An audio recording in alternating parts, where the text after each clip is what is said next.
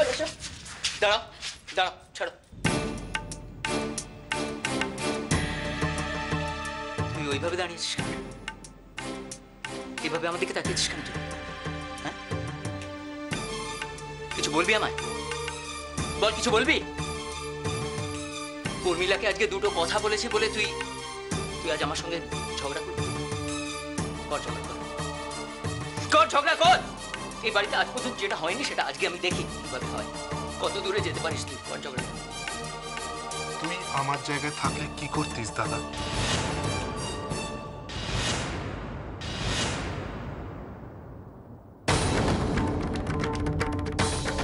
তোর বউ যদি আজ উর্মিলার জায়গায় থাকতো আর আমি যদি তোর জায়গায় দাঁড়িয়ে এই জ্ঞানের কথাগুলো বলতাম, তাহলে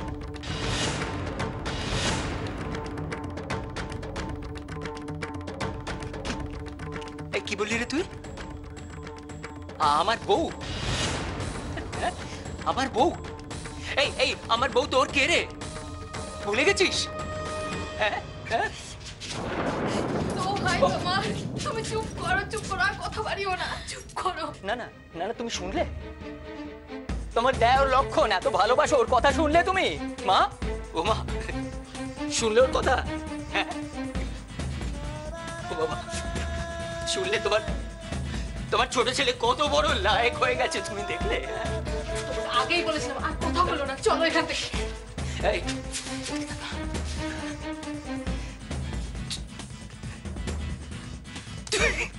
এইটুকু বয়স থেকে তোকে আমি কোলে পিঠে করে বড় করেছি রে দাদা।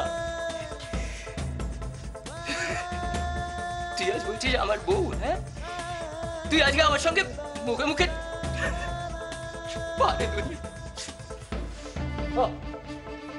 আমার এটাও ভরাতে ছিল, এও ছিল আমার ভরাতে। সন্দীপ, এই সন্দীপ, এই কি শুরু হলো আমার সংসারে? কি শুরু হলো? শোনো, তুমি এত চিন্তা করো না। আর যেই চাকমা আমি বোমায় বলছি যে এই অশান্তি এ বাড়িতে আর বাড়বে না, এখানেই এটাকে আমি শেষ করে দেবো। সুজন, শোন, তুই শোন, তোকে না, তুই একদম চিন্তা করিস না রে। আমি তোকে কথা দিচ্ছি, আয়ুষী কেন, আমরা কেউ তোদের আর বিরক্ত করবো না, কেউ বিরক্ত করবো না। ভুলটা আসলে আমারই হয়েছে ভুলটা। আমার আরো সাবধান হওয়া উচিত ছিল, উর্মিলার প্রতি আরো কেয়ার নেওয়া উচিত ছিল আমার। কেন কেন তোর বউয়ের আগে বাড়িতে আর কারো বাচ্চা হয়নি? তোর দাদার দুটো বাচ্চা হয়নি এ বাড়িতে? আর কারো বাচ্চা বড় হয়নি? মা বাবা তাদের লাগেনি রে, বাড়ির অন্যান্য লোকেরাই বুকে করে তাদেরকে বড় করে দিয়েছে। ছেড়ে দাও মা, ও যখন নিজেরটা বুঝে নিতে চাইছে ওকে তাই করতে দাও। দাঁড়া, তুই আমাকে সংসার চেনাবি? আজকে এতখানি বয়স হলো আমার সংসার তুই চালাবি? আমি হাত জোর করছি, দয়া করে চুপ করো, দয়া করে চুপ করো। আজকে বাড়িতে যা কিছু হলো তার জন্য আমি দায়ী। হ্যাঁ, আমি তো অপরাধী মা। আমার জন্য তোমরা কেন কষ্ট পাচ্ছ, কেন নিজেদেরকে ভুল বুঝছো? আচ্ছা হলো তার জন্য আমি খুব দুঃখিত। দাঁড়াও, আমি ছোট মামির কাছে ক্ষমা চাইছি। ছোট মামি পারলে আমাকে ক্ষমা করে দিও, কিন্তু দোহাই তোমার, আমার জন্য ওদেরকে ভুল বুঝো না।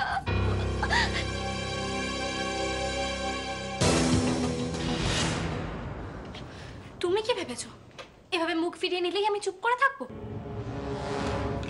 শোনো, বড় আন্টি তোমার সমস্ত রেসপন্সিবিলিটি আমার উপর দিয়েছে, সো আমাকে একটু একা থাকতে দাও প্লিজ, আমার একদম ভালো লাগছে না, সো প্লিজ।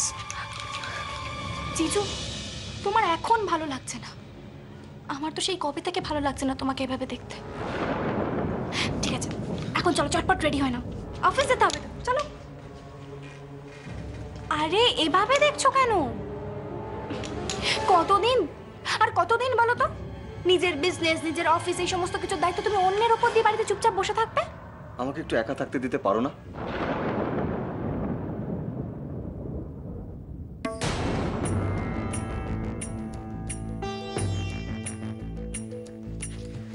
আমাকে নিয়ে এত ভাবো কেন? কেন ভাবো আমাকে নিয়ে? ভাবি না জিজু, তোমার জন্য আমি অনেক কিছু করি। তুমি জানো এই সমস্ত গডফাদারে আমি বিশ্বাস করি না। তাও শুধুমাত্র তোমার কথা ভেবে আমি শিবরাত্রির দিন উপোস করেছি। সারাটা দিন কিছু না খেয়ে শিবের মাথায় জল ঢেলেছি। কেন জানো? যাতে তুমি ওই ট্রমাটা থেকে বেরিয়ে আসতে পারো। জিজু, নয় তুমি আমাকে ভুল বোঝো আর না হলে বোঝোই না। কবে আমাকে একটু বুঝবে বলো তো? ভাগ্নে কবে কি বুঝবে আমি জানি না, তবে এটা বুঝতে পারছি নাটা কাঁঠালের আঠা বেশি, এমে তৈরি জিনিস। বিয়ের রাতে সৈকত দেবরয় নিজের গাড়ির নিয়ন্ত্রণ হারিয়ে গিয়ে একটি গাছে গিয়ে ধাক্কা মারেন। গাড়ির সমস্ত মেকানিক্যাল রিপোর্ট আমি সাবমিট করেছি মিলন। চন্দন রায়চৌধুরী, একটু ধীরে, আগে বুঝে নাও কেসটা কোন দিকে যাচ্ছে। ওদিকে আমার মেয়েটার কি খবর কে জানে, অনেক বড় ঝুঁকি নিয়ে নিয়েছে।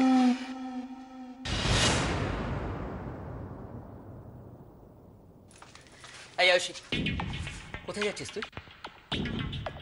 আমার জন্য যখন এত সমস্যা, আমার জন্য এত অশান্তি, তখন এই বাড়ির ভালোর জন্য আমার এখান থেকে চলে যাওয়া উচিত। খবরদার আমার সামনে দাঁড়িয়ে এই বাড়ি থেকে চলে যাওয়ার কথা উচ্চারণও করবি না তুই। আমাকে জোর করে আটকেও না দিন মা। আমি এই বাড়ি থেকে চলে গেলে দেখবে সব মিটে গেছে। দিদি ভাই, এসব তুমি কি বলছো দিদি ভাই? তুমি এ বাড়ির লক্ষ্মী দিদি ভাই। শোনো আয়ুষী, আমি আর তোমার দাদু এখনো বেঁচে আছি। একটা কথা শুনে রাখো, এ বাড়িতে আর 5 জনের যা অধিকার, তোমারও ঠিক সেটাই অধিকার। কে কি বললো না বললো তাতে তোমার এই বাড়ি ছেড়ে যাওয়ার কোনো প্রশ্নই ওঠে না। তো দিম্মা, আমার জন্য যদি ছোট মামির বাচ্চার কোনো ক্ষতি হয়, আমি নিজেকে কোনোদিনও ক্ষমা করতে পারবো না। কোনো ক্ষতি হবে না, আমি তোকে বলছি। আর ও কি বাচ্চা নাকি? মা হবার সময় যে সাবধানে হাঁটাচলা করতে হয় সেটাও নিজে জানে না। শুনছো তো সুযোগ, তোমার মা আয়ুষীর দোষ ঢাকার জন্য উল্টে আমাকে দোষী সাব্যস্ত করছে। তুই কি বলছিস উর্মিলা? হ্যাঁ, একটা সামান্য কথা থেকে তুই এভাবে লোকে দোষ ধরছিস? আরে তুমি ওকে কি বলছো বাবা? তোমার ছেলেকে দেখো, দুদিন আগে যে অন্য কথা বলছিল আজকে তার রূপ দেখেছো? অদ্ভুত অদ্ভুত তোদের ব্যবহারে, তোমাদের সবার ব্যবহারে আমি জাস্ট অবাক হয়ে যাচ্ছি। তোমাদের চোখের সামনে ও ব্যথায় কাতরাচ্ছে, কোথায় তোমরা ওর পাশে থাকবে? ওর পেটের বাচ্চাটা কি কন্ডিশনে আছে, আদেও আছে কি না সেটা আমরা জানি না। ও কি বলেছে না বলেছে তার দোষ খুঁজে বেড়াচ্ছে। চুপ করো, কেউ কারো দোষ ধরছে না, কেউ কারো দোষ খুঁজছে না। কিন্তু দোষের কথা যদি ওঠে তাহলে তোমার বউয়ের দোষও কিন্তু কিছু কম নয়। হ্যাঁ, আমি মানছি ওর শরীর খারাপ, আমি মানছি তার জন্য ওর মাথা ঠিক নেই, কিন্তু তাই বলে আয়ুষীর মুখের ওপর এত বড় কথা বলে কোন অধিকারে? শোনো, ও এই বাড়ির বউ, এই বাড়ির সকলের সঙ্গে ওকে মানিয়ে চলতে হবে। যা মুখে আসবে তাই বলবো সেটা কিন্তু এই বাড়িতে চলে না। সেটা মেনে চলতে পারে তো ভালো, যদি না পারে তাহলে তাহলে তাহলে কি মা? এই বাড়িতে আমাদের আর জায়গা নেই, তাই তো?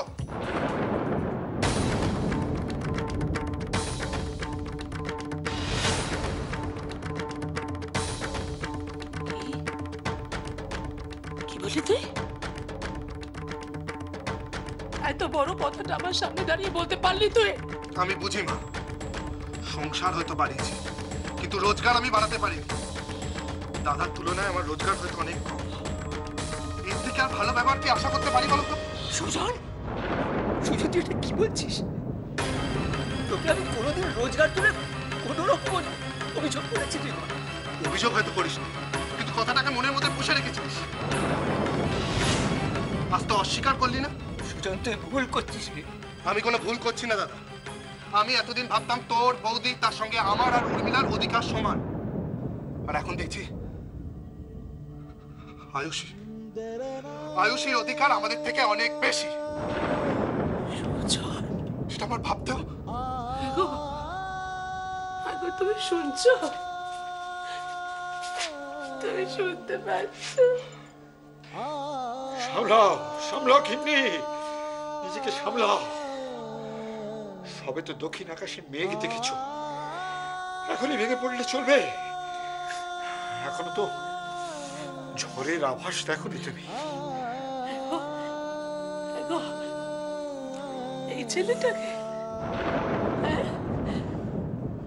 তুমি আর আমি কোলে পিঠে করে আগলে এই ছেলেটাকে বড় করেছি। এই ছেলেটাকে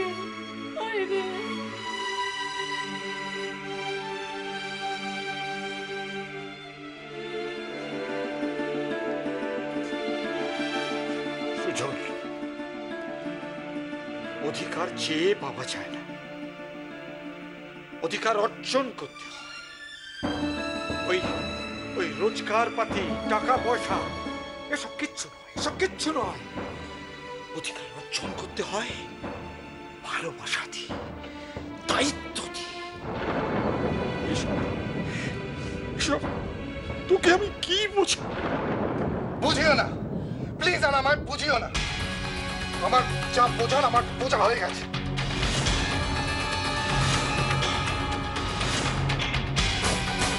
কিন্তু আমি বুঝে গেছি বাবা, এই মৈত্র বাড়ির দেওয়ালের ইটগুলোতে নোনা লিখে গেছে।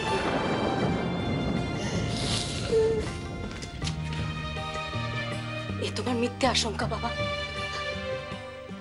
আমি আর তোমার ছেলে থাকতে এবারের একটা ইটও কেউ নড়াতে পারবে না। জীবনের শেষ দিন পর্যন্ত আমরা দুজনে মিলে এই মৈত্র বাড়িকে ঝড় ঝাপটা থেকে রক্ষা করব। তুমি দেখে নিও বাবা, দেখে নিও।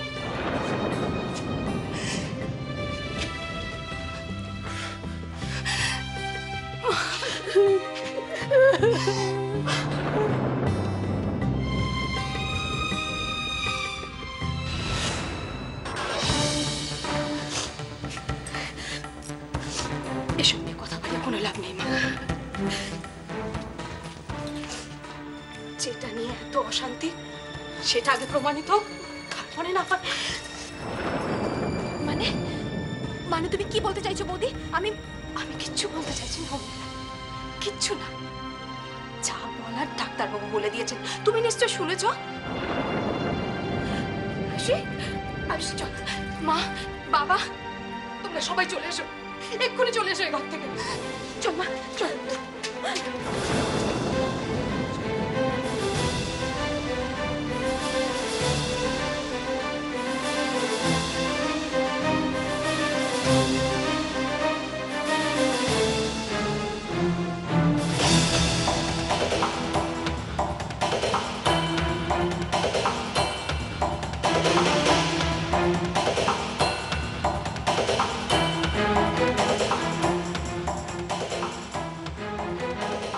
কিছু আন্দাজ করছে নাকি?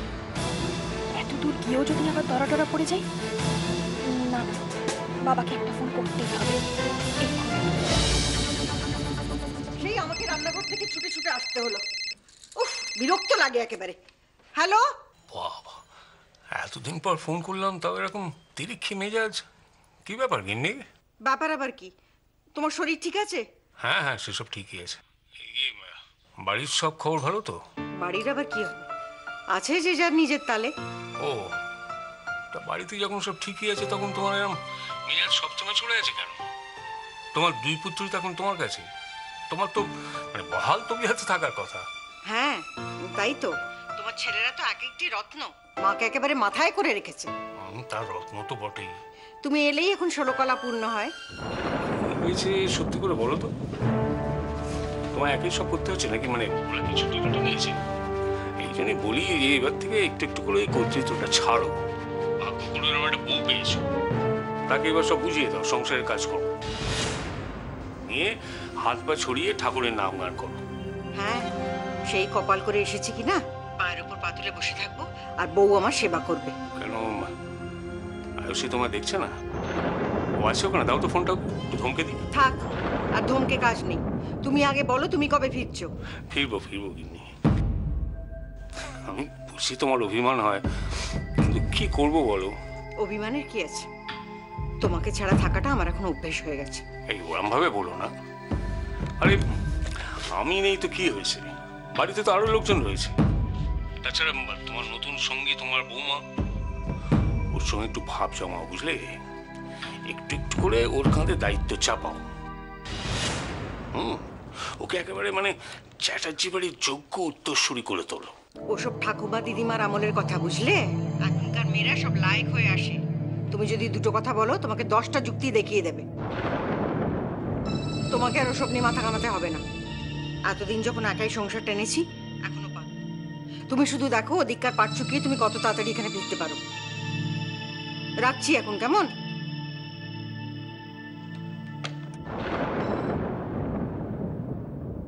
অঞ্জলি যে কি চায় ও নিজেই বোধহয় ভালো করে জানে না। এই জন্যই বলে সংসার সত্যি বিচিত্র, আর তার চেয়েও বিচিত্র মানুষের মন। না, এভাবে হবে না। অগ্নি আর আয়ুষের সঙ্গে কথা বলতে হবে। সত্যি আমি অপয়া। কাউকে ভালো রাখা তো দূরের কথা, শুধুই কষ্ট দিই আমি।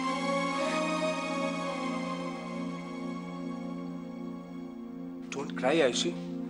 আর দিদান তো বলে একসাথে থাকতে গেলে কি জানো, আরে জিনিয়া, দিদান কি বলে জানো, একসাথে থাকতে গেলে ওই 10টা কি জানো। হ্যাঁ, ওই 10টা বাসন একসঙ্গে থাকলে ঠোকাঠুকি তো লাগবে। হ্যাঁ, কেন? দেখ দ্যাটস ন্যাচারাল। আজ একটা প্রবলেম হয়েছে, কালকে সব ঠিক হয়ে যাবে। এই বাড়ির লোকেরা শুধু সবসময় অন্যের প্রবলেম সলভ করে এসেছে, কিন্তু নিজেদের মধ্যে প্রবলেম ক্রিয়েট হতেই আমি ফার্স্ট টাইম দেখলাম। তুই এতে কান্নাকাটি করার কি আছে? তুই কি ভাবছিস এই সবের জন্য রেসপন্সিবল তুই? হ্যাঁ, আমি রেসপন্সিবল এই সব কিছুর জন্য। শুধু আমি মোটেই নয় দি ভাই। কাকিমা যদি এরকম অকারণে সিন ক্রিয়েট না করতো তাহলে সব কিচ্ছু হতো না। বাট একটা কথা আমি কিছুতেই বুঝলাম না, ছোট মামি তো ভালো মানুষ, স্ট্রেট ফরওয়ার্ড টাইপ, তাহলে আজকে হঠাৎ ওরকম ভাবে রিঅ্যাক্ট করলো কেন? এই সব কেনর উত্তর হলাম শুধু আমি। আমি অপয়া।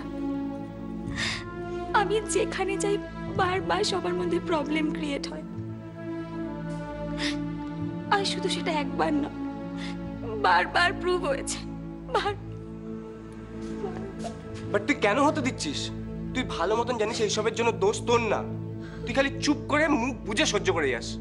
তুই অপেরা কিছুই নোস, তুই একটু বেশি ভালো মানুষ, আর তার জন্যই তোর সাথে এসব হচ্ছে। নীলদা, তুমি এত কিছু কি করে জানলে? সূর্য আমাকে সবকিছু বলেছে, and I also think that সবকিছু প্রবলেম ক্রিয়েটের পেছনে একজনেরই হাত, your little sis মেঘলা। আর তুই মুখ বুঝে সবকিছু সহ্য করছিস কেন? তুই সবার সামনে ওর মুখোশটা টেনে খুলে ফেলতে পারছিস না? নীলদা, হ্যাঁ, তোর মনে হতেই পারে আমি এসব বলার কে, কিন্তু সূর্যকে ডাকলে ও ইনফ্যাক্ট একই কথা বলবে। আর আমরা যারা সত্যিটা জানি, আমরা কিন্তু একটাই কথা বলবো, যে আয়ুষী অনেক হয়েছে, এবার নিজেকে প্রুভ কর যে তুই আনলাকি নোস, তুই লাকি। উর্মিলা মৈত্র আছেন?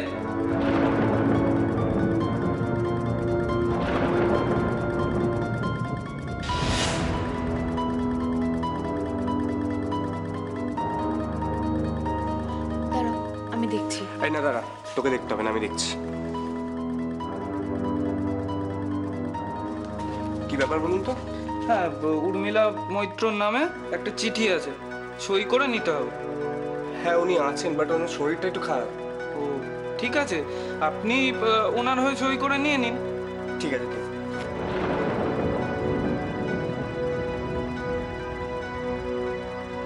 ধন্যবাদ।